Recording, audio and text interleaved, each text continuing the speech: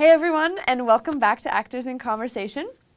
I'm your host, Monica Bowman. Today I have the wonderful pleasure of interviewing a riveting actor, Elena from Bard on the Beach. She has 11 seasons at Shaw Festival under her belt, a queen, a warrior, a heroine, Moya O'Connell. How are you doing today? I'm good. I'm happy to be here. Thank you so much for coming down. And as some of you may know, I've worked under Moya, so this is a special little treat for me today. Yeah. So we'll get right into it, I think. Sounds great. Let's start with, where did you first start acting in your long career? Where did it start? Well, that's such a good question. People ask me that, when did you start your love of theater? I grew up in the middle of nowhere, sort of on the side of a mountain in the Kootenays. Nice. And there was a religious cult that lived next door and a hippie commune on the other side. And my parents were organic farmers, and I had a very sort of unorthodox childhood. And my brothers and sisters, I'm one of 6, we would make up plays together. And I being the second youngest, I was always one of the performers, and my brothers and sisters fought for directorial and writing credits. Yeah, but totally. I think that's where it started, was sort of in the land of the imagination on the farm. And then I just did the regular thing of always wanting to be in school productions. I do remember, actually, when I knew that I loved the theater, was when I played Mary in the Nativity Story for my Christmas play. And I had my mom's blue net curtain over me, and I thought I looked so glamorous. And the guy who was supposed to play the boy, who was supposed to play Joseph, his name was Adrian Jelly, and he was so much like what you would imagine a little boy named Adrian Jelly would be like. Like he wobbled sort of through life. He was very sweet, and he got such terrible stage fright the moment before we were going to do the nativity play that he vomited, and they had to take him off and put him in another room. So at the very last minute, my friend Melanie stepped in as Joseph, and it was so exciting. And I think that's when I fell in love with it. You were like, I love this. Anything this could happen. What an amazing way to start your love for that. Being like, this moment, I know, he threw up. We have to change it out. We're all like 12. Let's go. I know. I think I was like 8, but it was even younger. Even younger. It was so exciting. I love that. That's awesome. Yeah. So, following all of this passion for it, and definitely a great start to this, where did you take your bachelor's degree from? I went to UBC. UBC. I did a BFA in acting there. And right after that, I was fortunate enough to start working almost immediately after graduating. What was one of your first jobs after graduating? My very first job, I worked for Touchstone Theatre. Katrina Dunn hired me to be in a play called It's All True, which ended up being an amazing play by Jason Sherman, and was a really big hit in the community. So it was a just very fortunate and lucky thing that I managed to start working on a hit show immediately. And also that year I got hired to be in Bard on the Beach. Oh, no way. So right out of the BFA you got hired at Bard. That's incredible. I mean, I didn't know what to do. I didn't know how to be an actor yet. I had no idea. So I certainly didn't know what was not appropriate. Yeah. And I just took my headshot and resume and marched into the Bard on the Beach offices one day. And Christopher Gaze happened to be going out for lunch. And I said, hi. And I introduced myself. And like, I'd love to audition. I said, I want to work for you. I would love to audition for you. I didn't know that you were supposed to send them things in at a certain date. And he said, oh, okay, well, would you like to audition now? So I went into his office and I auditioned for him. And then eventually I got the part in the season. Amazing. Yeah. That's amazing. I think it proves that if you're dedicated to something and you just go for it, there are a lot of people that take that and they're like, yes. I always say that to young actors. Yeah. You just be yourself and tell people what you want. Yeah. In an authentic way, but pursue it. Don't wait for it to happen. Go out and get it. 100%. Yeah. I love that. So now that we're on the topic of Bard on the Beach, you've done 8 seasons at Bard. Yes, I Quite have. a long career with them. Yeah. What was, do you have any favorite roles that you've done at Bard on the Beach before I talk about some specific ones? I do. I loved playing Portia in The Merchant of Venice. I think that was one of my favorites again. Katrina Dunn directed it. She's someone that I've worked with a lot. It's such a great part. Yep. And I I felt very proud of our production. I really enjoyed playing Ophelia, which was a part that I didn't think I was going to enjoy. And I think it really depends, that part depends on if the actor and the director invest in the character of Ophelia. She can sometimes just be very peripheral and Kind sort of of on the visual, side. aesthetic. And in our production, I feel like everyone really hooked into that story. So it was great. And obviously you get to go mad, and that's always just a blast. Very fun. On the topic of going mad, you Yeah. played Lady Macbeth in Mackers. That's also one of my favorite parts that I've played Yes. there. Can you tell me a little bit about preparing for that character? Because she has a crazy arc and a lot on her shoulders to deal with. Yeah, well, I've been asked to play that part a bunch of times. Really? Yeah, and I've always said no, because I knew that if I've been in the play a few times and I've seen many productions of it, and one thing about that play that I do know is that the intensity of the subject matter lends itself to things really going topsy-turvy if they're not well calibrated and not well managed. So I knew that in order for me to be a part of that show, that I needed to really trust the Macbeth, and I really needed to trust the director and be in an artistic and collaborative conversation with them about the production. Yeah. So when it was proposed by Chris Abraham, who's a friend and collaborator of mine, that Ben Carlson and I play it together, I thought, that's perfect. I'd love to do that. Yeah, like that's someone I could trust, I could act with. Yes, Ben and I have never acted together before that, but I've always admired his work and know him and count him a friend, and we've always wanted to work together. Yeah. So what a way to start working together. yes, and it was great. I enjoyed it thoroughly. I did do a lot of prep for it, but because I've been in the show before a few times, 3 times before, playing different parts, I didn't want to do too much, because you already know the play and the part. So I also wanted to leave myself really open to what happened in the room between Ben and I, and not make any decisions about that. But one thing I did do is I went to Haida Gwaii. Really? Yeah, for research purposes, or just to fill myself up. I find that sometimes when you embark on a really big journey, it's good to get a hit on a place or a feeling or things you want to investigate. And for me, I was really intrigued by the idea of a world where the spiritual is very mixed in with the day-to-day. That it's a world where people encounter the supernatural and speak to spirits, and that is knit into their reality. And I'm not sure if I could think about, I mean, obviously there's places in our culture that can do that, but I've found in Haida Gwaii a really interesting aspect that how do I articulate this? When I was there, my sister was living there. She was a lawyer there in Masset.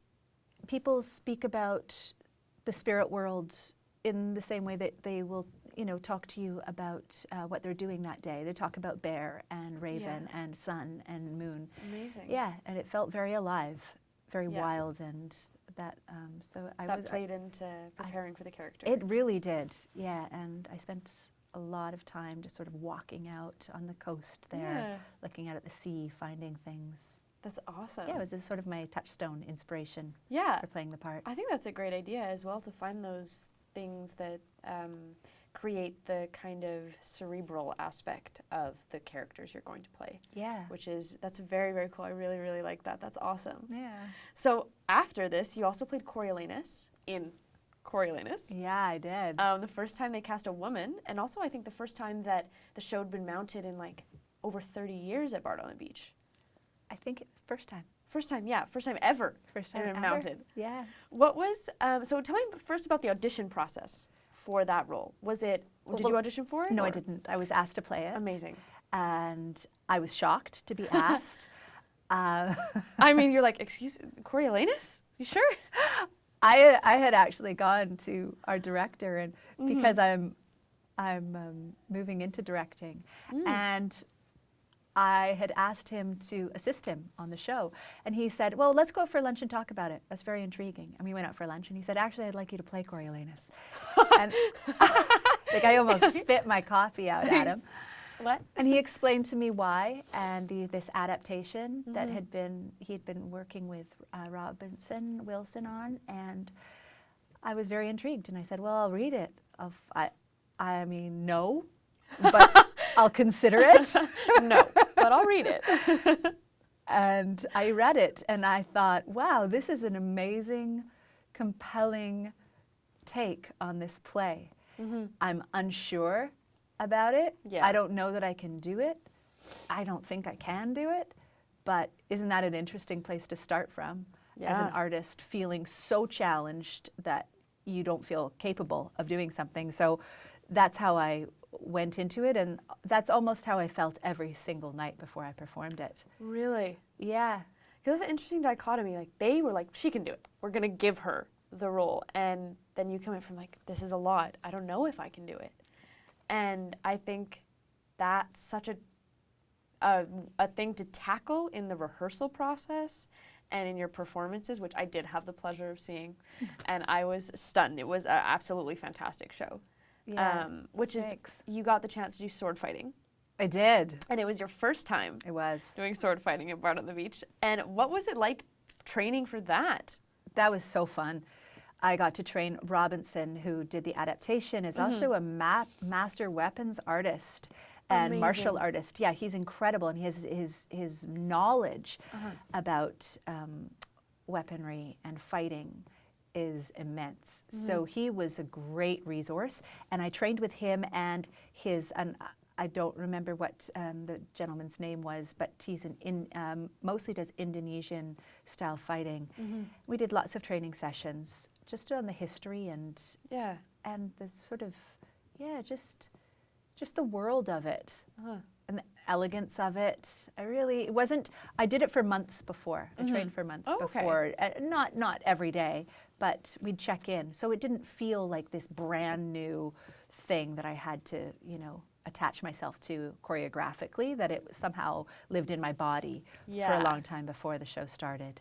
That's awesome. Yeah, it was a real pleasure. That was a real pleasure to do that. It definitely paid off in the choreographed fights during the show. Those were long and epic. They were. I was like, that's any stunt person's dream right there, to be doing that stuff. And it was amazing. I think there was an idea that if you were going to cast a woman, and not only just cast a woman as Coriolanus, but have half of the fighting be women, there was gender parity in the cast, that they didn't want to shy away from the fighting of, it is such a fight-heavy, battle-heavy show, that was part of the pleasure of it.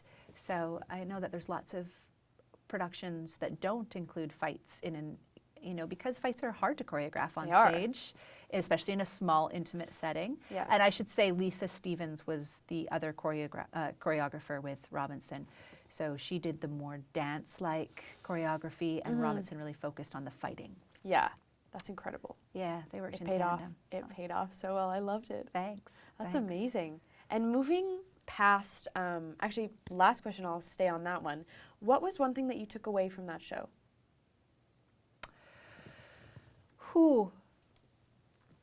Well, art costs you. Fair.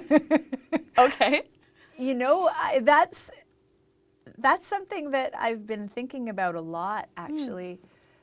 I gained really a profound new respect for all the men that I have watched play these big parts in Shakespeare, or not only in Shakespeare, but in other, huge shows, but particularly in Shakespeare, like Othello, like Macbeth, like King Lear. These they demand enormous generosity of spirit, enormous vocal technique, enormous physical stamina, and an emotional response. And I don't think I understood that until I lived it.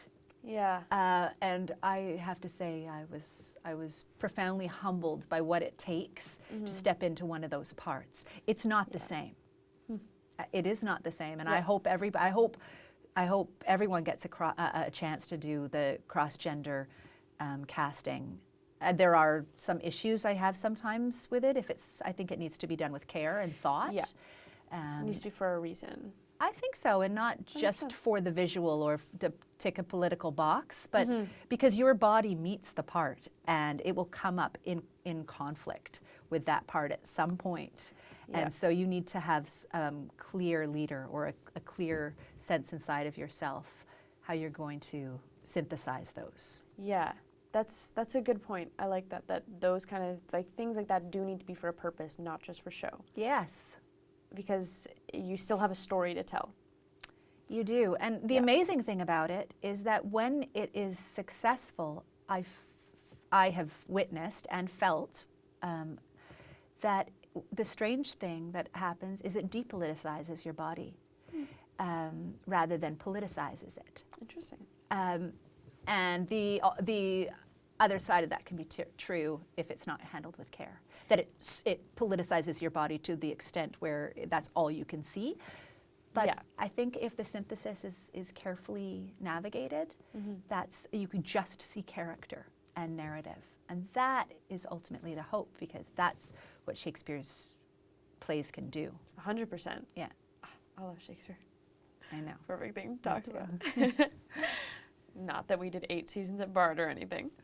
Moving across Canada, you also had 11 seasons at the Shaw Festival. I did. Crazy time, like all these seasons. So you had a chance to do quite a bit, and the first one I want to talk about is Vivi Warren in Mrs. Warren's Profession. That is a wonderful play about what a mother does for her daughter and her lifestyle working in the sex trade, and you had the chance to play the daughter who discovers what her mom does. What was that like, I think, to start getting a chance to play that character? Well, first of all, I have to say that I played Vivi Warren with Mary Haney as Mrs. Warren, and Mary Haney, God bless her, here's to her. She passed away shortly before COVID-19 started. She was one of Canada's finest theatre actors and an amazing woman. So for me, it sticks out in my head as this something I'll always remember. And the union that we forged together was incredibly precious and special. It was a great experience. Jackie Maxwell, who was running the Shaw Festival at the time, gave me the opportunity to play Vivi. She's incredibly intelligent and not very likable. Perfect. Yeah. We love that. I know. She's a woman, a modern woman, and she's really opinionated, and her empathy is not fully fleshed out. So there's this great pleasure. Grit. Getting to play someone who's, you worry about her maybe at the end of the play. What will she be like in will she soften in 25 years? Will her idealism, will her, this rhetoric that she attaches herself to, what will happen to her? Who will she be in 25 years? Yeah. I'm not sure that I am like Vivi Warren. I'm not at all. So it's always interesting to step into someone who's you may not actually agree with politically. But you have to like them. You have to love them. You have to deeply understand them and fight for them. Yeah. It's a great play. Yes, I have not had the pleasure of seeing it, so I'm like, I've only read it. Okay. It's stunning. So that's amazing that you got the chance to do that. Yeah, and their scenes together when they are talking about, women, and they're talking about capitalism. They're talking about degradation. They're talking about poverty, and they are having a mother-daughter battle. So he does this amazing thing. You get all of the emotion and the crazy tension between that, but you're having this political debate at the heart of it. Yeah. Those are kind of the reasons you do those things. That chance to fight someone like that. Yeah. Because it's very rare that you get the chance to really, really fight someone. And with ideas and words. Yeah, not with insults and stuff like that, but with intelligence. Yeah. That's and they are each other's match, which is the brilliant thing. They meet each other. Neither one of them win. They both lose in the end because they lose each other. Yeah. What a brilliant show. Brilliant show. It is. Following that one, we've done Chekhov, Uncle Vanya. Lovely. What do you think of Chekhov? He's my favorite. Yeah. Besides Shakespeare. But I love him so much. I can't say enough about him. All I want to do is do Chekhov. Yeah, I really, truly, That's I do. awesome. Yeah, yeah. He has such profound empathy for his characters, for humanity, but he also, like someone who has such profound empathy because he sees how awful, how beautiful, how ridiculous all humans are. All of his characters have these qualities that make them painful to watch, but also they break your heart. So as an actor, it's endless. Yeah, I definitely remember like sitting when I was in my BFA and we were doing Chekhov scenes, and sometimes you'd be like, I can't watch this. I feel so embarrassed for them. You're like, stop talking. But I think that, like when you read Chekhov right off the bat, you're like, nah. But I think, depending on the person, but I think getting to watch it, we were like, this is hysterical. Absolutely hysterical. Yeah. And I think he's one of the few writers who was like, people are kind of stupid. But they're amazing in their ability to be stupid. They are. He has deep love for humans.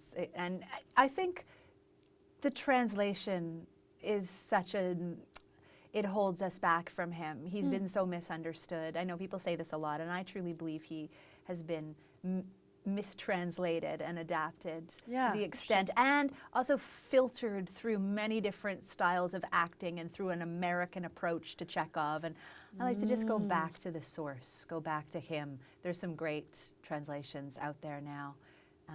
Paul Schmidt, I think, is in particular, his translations are amazing.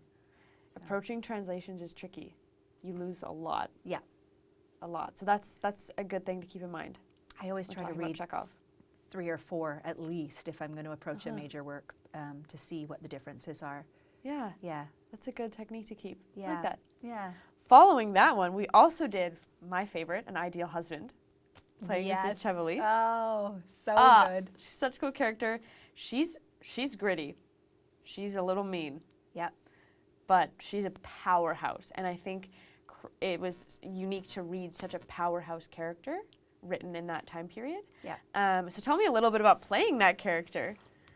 Well, she's very fun to play. She's a woman who has got where she is through her intelligence and not always her morals, but she has a real sense of she's an iconoclast. It's Victorian England, and she wants no part of it. So she's a modern woman, and judged, damned for her modernity. And of course, as a modern audience, we look at her and we fall in love with her. We see what she's doing. Like, yes. Yeah, we want to follow her around, and she's so glamorous, and she's so sexy, and she's so wicked, and she's so brokenhearted too, and wild. It's an interesting thing, I was talking about this the other day. Playing characters in Tennessee Williams or Oscar Wilde, these gay playwrights who were writing these characters of women, and sometimes you see themselves. What are they writing? You're stepping into something created for you, this scaffolding of this character. Such brilliant playwrights, but always so much to look at, like societally. What are they doing with this character? Why did they feel like they had to write this character? Yeah, and write it this way. Yeah. That's incredible. He's great. I mean, his wit and his language. And the tricky part is not just being witty, but making it real. Yeah. Someone who is coming up with those things on the fly, which of course I could never do, which is why it's such a pleasure to play those parts. These brilliant writers put the words in your mouth, and you're just like, I need to say them. Yeah. I love, jealous. And the costumes are like, I look great. Yeah. So we're fine. That's half the battle. That is true. Costumes do a lot. They sure do. And when you get to look good, you're like, yes. Yeah. Yes. Because sometimes you have to wear like mediocre things or like average things. But when you get to dress up and like put on those really nice things, you're like, I'm ready. I got my armor on. Yeah. We're ready to go. I'm ready. I'm ready to be seen. So, oh my God, so many things to talk about in so little time. I know. I think I'll switch over quickly then to, you've done a bit of film as well. You've done Nancy Drew this year. We've done Saving Hope, Colony, the TV show Andromeda. My question lies in, do you have, I don't believe you do, but do you have a preference between theater or film, or is there a profound difference for you between them? I have a profound love for the theater. That's why I went into it. Yeah. It wasn't a question for me. It's not, I pick up TV and film work when I can get it, and I always find it pleasurable, and I enjoy it, but I love the theater. Yeah. It's where my life is. It's where my heart is. It's where I want to stay. It's where I want to be of influence. It's where I want to learn about and teach about and pass on and mentor. And as an art form, I think it's incredibly exciting. Now, that's not to say that film and television isn't exciting. It's just I have spent my entire career in the theater. Yeah. And It's where your heart is. Definitely. I love it. Yeah. I think there's and believe in it. I think there's an energy in when you're doing theater and there's a full audience and there's like an energy that everyone lives on, and the theory that everyone's heartbeats sync up, same when you watch a film, but that everyone's heartbeats kind of get in rhythm. And I think having a bad audience can be hard on a show. Yeah. And having a good audience can be great on a show. And that like spark. There's no better feeling than when you start to feel the audience breathe with you. And you have so much control as an artist in the theater. You don't have that same kind of, it's a different kind of control, I would argue, a different kind of control that you have when you are behind the lens. But when you are leading an audience and you start to feel them breathe with you as one organism, and you can say, you know, just with your body and your spirit, come with me, and you can feel them coming with you. That to me is incredibly exciting. That's that exchange, that cellular exchange of life force is addictive. Hell yeah. I think on that note, last question before we move on to our end series. What is a piece of advice that you would give actors starting out, or actors in the middle or top of their career? Something that you would like to say to people who are acting? That's a really good question. Take a think. No. I mean, I would always say to create your own work. I mean, that I think is an incredibly important thing for young artists. We need to create our own work and find out what do people need from us now. I think there's a lot of obsession with ourself in the art form, and I'd like to see more of an exchange of really looking and seeing what your community, what your city, what your town, what your community center, what your, you know, what they need. What do people need from art? And that's where you're going to find the answer, and that's where you're going to find the pleasure, and that's where you're going to find profundity and inspiration, is in exchange of what people need, because people do need art, and that's not going to change. And so if you put it less about what you need, and it's the same thing about being a good actor. If you're thinking about yourself, and it just becomes a solipsistic internal performance. If you're thinking about what you need from the other person or what that other person needs, it becomes active and changes, shapeshifts. So that's what I'd say. I love that. Yeah. That's awesome. I will take that with me as well. So, we have 7 questions to follow up. Great. Okay. So, these have nothing to do with acting. They're Great. all about you. Okay. It's going to be great. It's going to be great. So, question number 1. What's the biggest lie you ever told? I can't tell you that. Your second biggest lie, third biggest lie? Oh my God, Don't incriminate yourself on camera. I will. I'm definitely not going to incriminate myself on camera. I think I will. Oh God. Well, I definitely. Okay. I do remember living in London, England, and I was working at a restaurant there, and my husband and I decided that we wanted to go traveling on the spur of the moment. And I called them and told them that a member of my family was having a health crisis in Ireland, and I needed to go over and see them in hospital. Oh my gosh. Yeah, that was a bad one. I know, I'm not proud of it. Definitely not the only person that's done that. No, it was terrible. And I felt like they knew when I was telling them, and it was just a disaster. And I don't know why I didn't just say, I didn't owe them anything. Why? I don't know why. They want to go traveling? I'm going. I'm going. It was Yeah. so weird, but I made up this huge, terrible lie. And then I had to receive their sympathy, and it was just really terrible. Yeah, I love that. That's cool. Number 2. If you could know the absolute truth to one question, what question would you ask?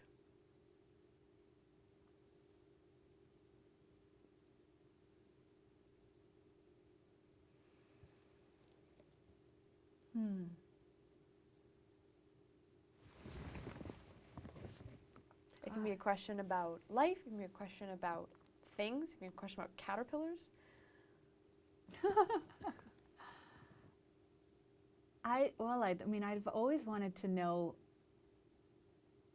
how dogs can smell sickness on people. I find that so compelling, so mysterious, how they know when somebody's got, like they use them to smell COVID-19 or Yeah. when they know people have cancer.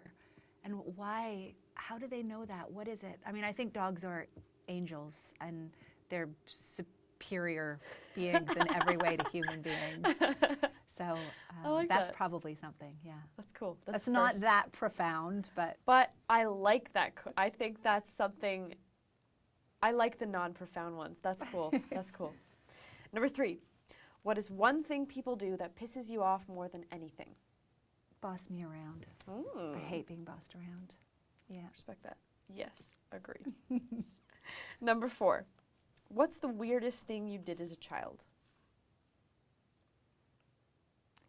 Well, I had an imaginary friend named Robin.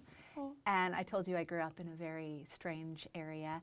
And I used to go out into the mountains for hours and just disappear. And me and my imaginary friend would have adventures, which is pretty weird when I look back. I didn't think I kept this imaginary friend for a long time. We also used to all go donkey riding together. We had donkeys and we would go on family donkey rides. That was pretty weird too. This was pretty cool. Pretty interesting. Well, yeah, that. it Weird, was but interesting, but interesting. definitely weird. Definitely weird, but I want pictures of that. Number 5, what fact amazes you every time you think of it? Oh. Could be about, again, anything. Huh. I mean, again, I'm just going to say the dog. Like, I'm amazed that they have this extra sensory perception. Yeah. And I don't understand it, and I want to understand it deeper. But Cool. I don't know. Yeah, 100%. I'll take that. Number 7, what did you think was cool when you were younger, but isn't cool now? I already got one. Like really big, crazy hair. Like I had one of those when I was a teenager. I had one of those small gardens on top of my head. You know, like Catherine O'Hara and Waiting for Guffman. Yes. It was like that. Oh, it was so bad. And I loved it.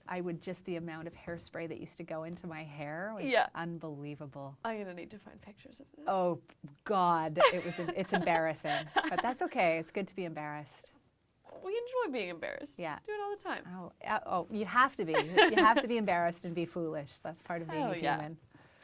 And that is all the 7 questions we ask at the end. Oh my God, those are such good questions. Yeah. You super stumped me. I mean, so I was like, oh, it's probably the Proust questionnaire. I can bring it on. I can tell you to do that. I got this. You stumped me. Thank you. I try. Well, thank you so much for coming down and doing this interview with me. You definitely, you have such an intelligence with the way you speak about acting, and it's wonderful to listen to it. So thank you so, so much. You're welcome. Thanks for having me. My pleasure. Yeah. And thank you all for watching this episode of Actors in Conversation. As you know, we don't do this without you.